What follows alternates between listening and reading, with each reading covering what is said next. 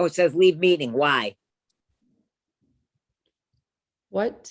What do you mean it says Something no? came up. This meeting is being live streamed. By staying in this meeting, consent to being live streamed. Yeah, there we go. Okay. We're live I've streaming. never seen that before. Same as normal. You know what? Things, I feel like updates and stuff, sometimes you'll see things, but we are live. We are live. Hello, Coach Brandi. Yeah. Hey, Coach Sharon. So today we are talking about the 8 dimensions of wellness, which for me, it's really important, especially we talking about being holistic in our approach to wellness and health in general, that it takes all of these different dimensions to kind of make like one whole healthy life experience, right? And so I just want to explore these 8 dimensions. How familiar are you with the 8 dimensions, Sharon? Well, I'm familiar with the 8 dimensions through you. But honestly, I must say that, if we're thinking about it and talking about it, and you break it down, you go, oh, yes, I see that. I know that. I see that. But to actually know there were 8 dimensions. Well, there used to be 6, right? And so then it expanded, right? Because this all kind of came out of what does it mean to be healthy? And, the original definition of health was just absence of disease, right? So like if you didn't have any disease, then you were in good health. And so, and so now people are thinking a little bit more broadly about what it means to be healthy. And so let's start with physical, right? So I'll just go over the 8 dimensions, and then we can just talk about which ones kind of stand out to us, and what has been some of our experiences within these dimensions. Are there any that we want to work on or work towards, or things that we notice in our clients have a hard time working towards? And eventually too, one of the things that I'm also really excited for in really going into this with the Fit New Lifers, Fit New Life members, right, is starting I'm not going to say too much because I know we're still in the brainstorm phase of it, but starting, that pathway towards life mastery and towards health mastery through going through each of these dimensions, and having, this guide to, all right, we start here, now we're at this level, and now eventually we get up to a place where we have mastered basically our life and our well-being. So that's really exciting for me. In the future, we've had those talks. Just zip it. I'm not saying anything else about that. Not that Nothing else about that. Okay. So, so there's the physical aspect. Obviously, that's what a lot of us think about when we think about health and well-being. It has to do with how are we in our physical bodies? How are we with like nutrition and sleep and all that stuff? This is basically what people in our industry, like we're thinking about like the fitness and wellness industry. This is really where this has taken, had gotten some traction, right? With people, folks are familiar with this and associating our physical well-being with our health, right? And with our well-being. Right. But then there's all these other dimensions, right, outside of the physical well-being that we don't necessarily think about if we're not informed about it. We don't think about it being related directly to our wellness and our health. So this is like intellectual health, right? So intellectual health is one of them, just recognizing your creative abilities and finding like learning new skills, learning more, having more knowledge, right? Professional development or self-development, right, will fall into this intellectual well-being. So the more that you're feeding your brain, and you're growing as a thinking being, then you are also growing in your intellectual well-being and your overall health. So there's the intellectual dimension, right? How many of us think about that? There's the environmental dimension. Like, what does the space around you feel like and look like, right? We have a thing where like a lot of times you'll hear people say, oh, I need the feng shui to be this way, I need the energy to be this way, and so and that was, what was that, a fad a few years, maybe a decade ago. Yep. You're right. There's still people that still believe in that though. Yeah, no, there are, and I believe in it. No, honestly, I do believe in it. Like when you walk into a room, the room has energy, right? I'm not a minimalist, right? Like if it's not bringing me joy, I don't keep it, right? Like Right. I'm Right. not one like that. There's people who are and it works for them. But we want to be thinking about what is our environmental look what does our environment look like? Is the space that you're in giving you joy? Does it have a certain energy to it? Right? Those of us who like to smudge with the sage and all that stuff and do our rituals, Okay. right? Those are me too, right? Those of us who are like that, we know this about this. A space can hold a certain energy, and that energy impacts us. Right. Yes. And so it can impact us negatively or positively, but either way, it has a significant impact on our health and our well-being. So that's another dimension, our environmental dimension. There's an emotional dimension of wellness, right? Which is where we really dive into how do we cope with life, right? How do we adult, right? You hear like everybody always says when they're first an adult, like, oh, adulting, I'm trying to adult, I'm trying to do this, I'm trying to do it in a way where I can be successful, where I can be happy. And honestly, a lot of times we don't always handle that right. It doesn't matter what age you are, sometimes life still chips away at us, and Oh yeah. our emotions get the best of us, and so by figuring out how do we have control over our emotions or be in tune with our emotions to the point where we can create a life that is satisfying to us, we can create relationships that are satisfying to us, but that starts internally, right? This isn't you made me feel this way, this is I feel this way because. Right. And when this happens, I tend to feel this, I tend to react this way, and having that self-awareness with how we respond to things emotionally. Okay. And so for me, of course, I said with all the anxiety issues that I have and continue to overcome, right? This really comes down to emotional well-being and emotional wellness. But it takes a team of people, like as for many of these dimensions, right? For physical well-being, you might have a personal trainer, nutritionist. For emotional well-being, for me, it's a therapist. Like on my emotional well-being team, you tap into the resources that you have in order to make sure that you are well. If I can just for a second, because Yeah. as you were talking about this, it Mhm. brought something to mind that we were talking about before we went live. Okay. And that is that we don't realize how much one of the dimensions affects the other dimension. Yes. And so All for very much me, so interconnected. just we were talking about Mhm. environment. Yep. Okay. And that for me directly ties into emotional, because I was saying to you, what's been going on around me that I don't have control over because it's other Right. people that I have to do for Mm-hmm. affects my emotional That's right. state.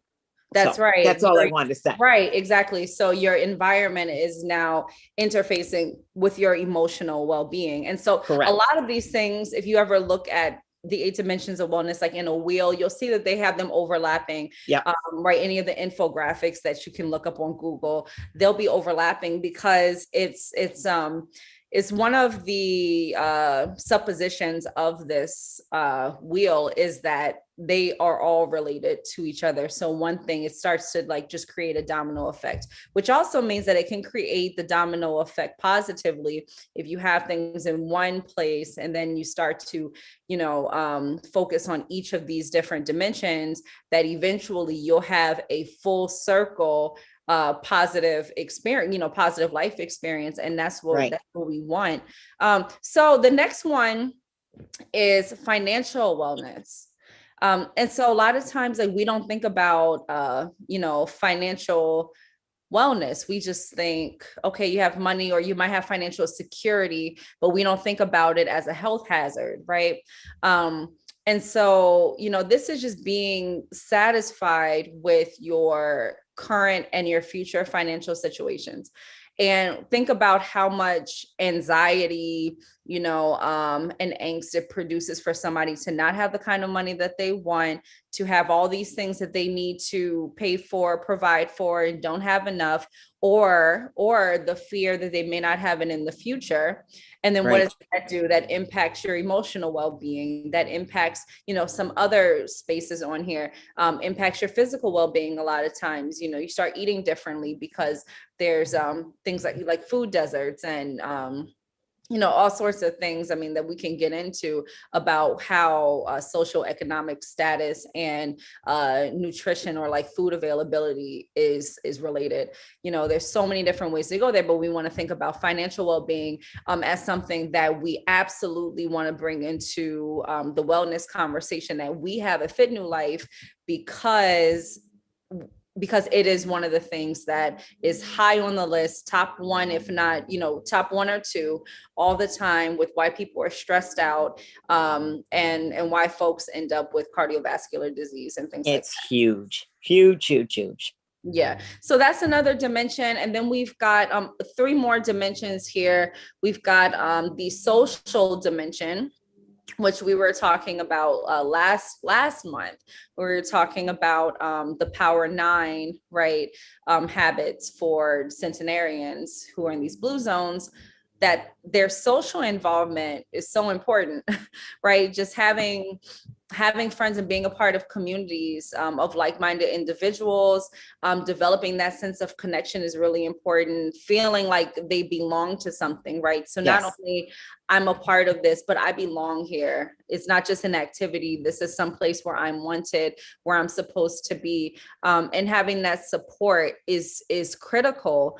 And I think in the world that we live in right now, where it's everything is kind of like, I'm in my space doing my own thing and you can be over there. We've moved away a lot from this social face-to-face that we used to have before, because now everything is kind of behind a screen. So you'll notice this even when like the newest generation, and they're coming into their teenage years, they have a hard time communicating with each other because they're not used to being social in that way, right? They're used to interfacing maybe over social media on their on their smartphones and things like that. So trying to figure out what does social wellness look like for them, and then how does the social wellness then can impact other areas, moving right into the next dimension of wellness, which is spiritual wellness, right? The social connection that Christians may have at church, right, might influence them to continue to come to church, which is going to then enhance their ability to connect with the higher power, right? And not that it always works that way, but for some people it does work that way, that you influence somebody who is in our Fit New Lifers group, who may be ambivalent about making these changes, but sees other people in the community who want this change for themselves, may be influenced by that. It might make some different decisions for their physical well-being, right? So there's all these different ways that the social part of it is important, and we think about this even as we start to age, that people need to be connected. There's a connection between that and basically morbidity rates, Right. Disease and mortality rates, right? So there's all of these different connections that go so far beyond health is absence of disease. And the thing is, when you're talking about spiritual, it doesn't necessarily mean, because this is something I hear people say all the time. Oh, but you know what? I'm not in organized religion. That's got nothing to do with it. It's a higher power. It doesn't make any difference what your higher power is. And it also can be the higher power within you, right? So just having a sense of your own self, having a sense of your own purpose and your own meaning in life, those all fall into the category of spiritual well-being. So if you have a sense of why you're here or what you need to be doing, or you get into what's called your flow state. Some people, they can go to work and they're doing their job and they're in a flow state, and it's a spiritual experience for them to be in that state. Some people are like that when they listen to music. You get into a zone, and at that moment, it's like, okay, you feel a certain way, and you're validated in the meaning of life. There's so many different ways for And it's definitely, you're absolutely right. It's not limited to organized religion. That's only one part of it, but it's so much more than that, and so lastly, we move into occupational wellness. Okay, this is, where do you work and do you enjoy your work? Right. Right? Do you have meaningful work? Is it satisfying work? This is different than your financial wellness. This is what you're doing, because this can be volunteer work. You understand what I'm saying? With somebody Yes. who's retired, you might just be volunteering and you're doing things that feel good to you, and you feel like you're giving back. You have some sort of purpose for doing that. You're helping somebody, because that's all work is to help somebody else do something or get something or Right. something. You have meaningful work. That's important to human beings. And obviously, if you're not happy at work, the occupational wellness impacts what? Financial wellness, impacts emotional wellness, environmental wellness, because that's your environment. For a lot of us, most of the day is wherever our place of work is. Could impact your physical wellness if you have sedentary work and it's work that you're not enjoying. So many different things. So those are the 8 dimensions of wellness. And I know it's, for me, it's exciting. And I feel like I have been talking a lot about it, but that was just to go through all of those. But now I'm going to zip it up for a little bit, because I want to know from you, Sharon, what really sticks out to you about these 8 dimensions of wellness, and what do you feel like our viewers and our members and our community, how they can benefit from really paying attention to these different dimensions? Well, it's like I was saying at the beginning, because they all overlap, Mm-hmm. I feel like it's very important for people to really get, I want to say a grip, but that's not what I mean. Really look at them. Get a grip. And see, get a grip. Really look at them and examine it and see, like you said, let's look at environmental, right? Mm-hmm. Look at your environment, see what it is. I mean, are you, I hate to say it like this, are you like in a hoarder situation? Do you have papers all over the place and you're disorganized? So right. Guess what's going to happen with that? Now your mental and emotional state is going to be bothered with that, because now you're scattered. So you're not able to focus on one thing. Okay, now that you're scattered and you can't focus on anything, now you're stressed. You're stressed, you're going to reach for something bad to eat maybe, or not eat because you're upset about that. You know what I mean? And so they really all overlap. So looking at it and examining each piece as it relates to your own life, I think is really, really important. Number one, decide maybe which one you feel is the most important, and then see where you stand.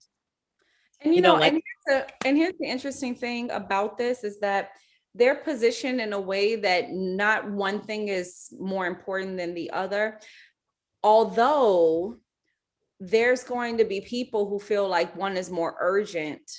That's the word I guess I was looking for, not important. Right. Right. So there are plenty of millionaires who got everything else in order, but they can't get their weight in order. Right. Right. They have the same issues with obesity that most of America does, if we're talking about Americans, but they have everything else in order. And then that's not, and you have other people who are, something else is, everything else is in order, but then they're dealing with something else. So we all have things that are a little bit more urgent to us, but every single one of these is important to living a holistically well life and mastering your life. Exactly. You're speaking and I'm thinking to myself, I'm thinking about the people like the Bill Gates of the world and people like that. These people, billionaires, right? Mm-hmm. Socially awkward. Yeah. Oh yeah. There's a lot of, Well, because if you know, first of all, you're a small club, okay, if you're a billionaire. Yep. I mean, at some point, these folks give access to all types of information. It's a different world altogether. How do you navigate that, right? The circle of folks that you can actually interact with becomes smaller and smaller and smaller. And that doesn't just go for financial wellness though, and financial success. That goes for everything. Oh, Right? absolutely. Like, I feel like I'm gonna sneeze. Bless you. I know I was gonna sneeze, and like, I feel it coming. Bless me. Okay. Bless you.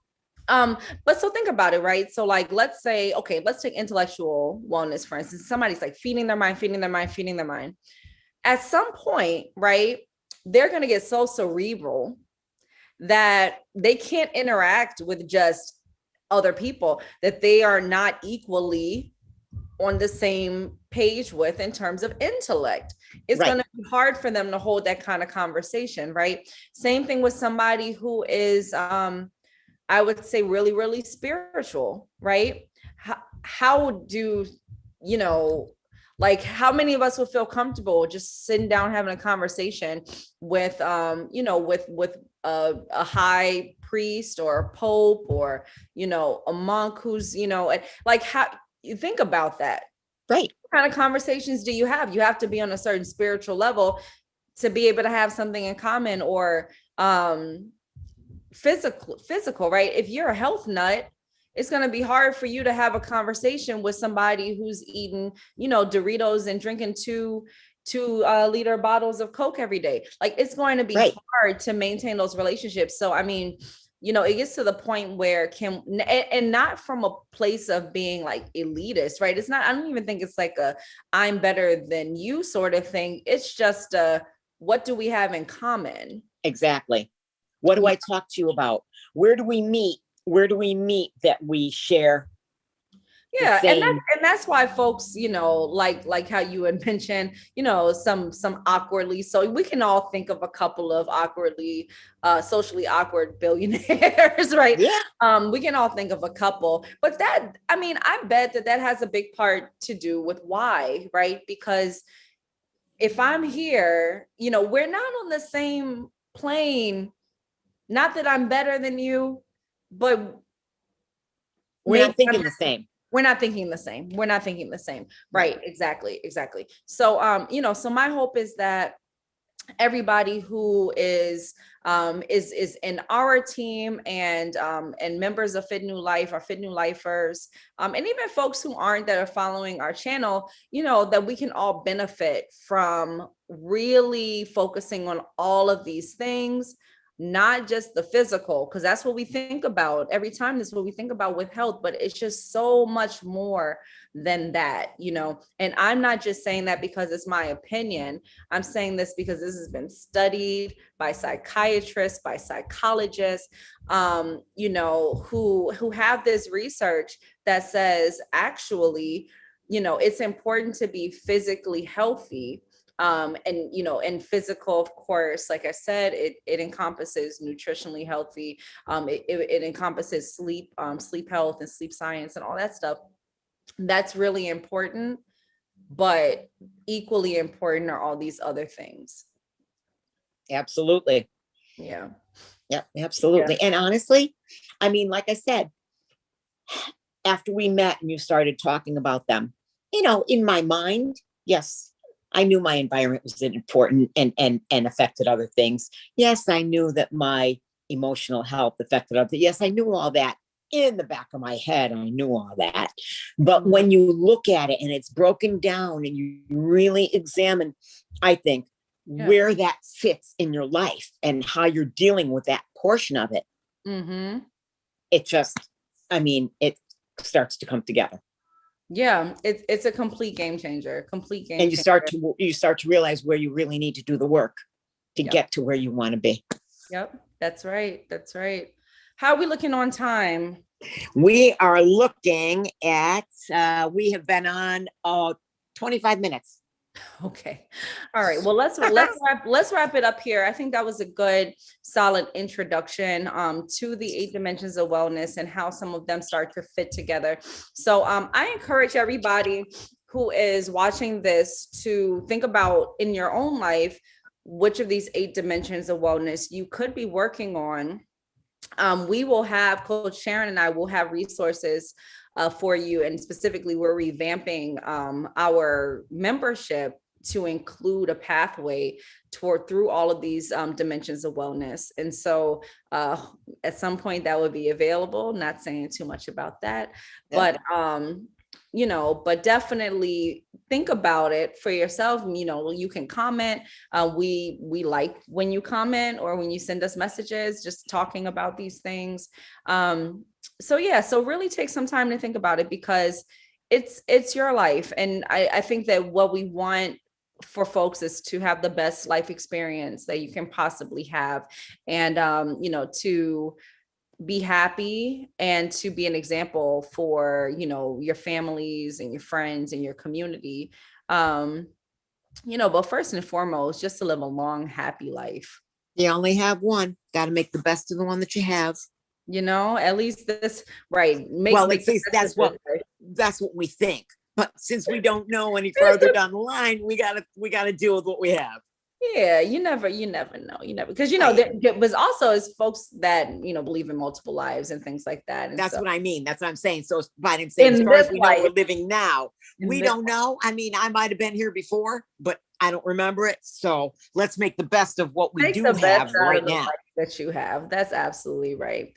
Well, all right. Well, I am going to go ahead and stop the live stream, and we will see you next week on Talk Tuesday or Talk Thursday. Talk Thursday. Next week on Talk Thursday. All right.